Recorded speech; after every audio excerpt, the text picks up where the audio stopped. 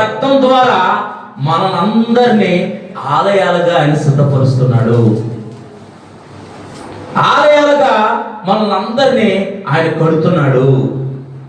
అందుకే లోకములో ఉన్న ఈ గుడారం శిథిలమైపోయినను, మనుషుల చేత కట్టబడిన ఈ గుడారం శిథిలైపోయినను, దేవుని చేత కట్టబడిన ఈ యొక్క మన శరీరం అనే ఆలయంలో దేవుడు నివసించాలని కోరుతున్నాడు.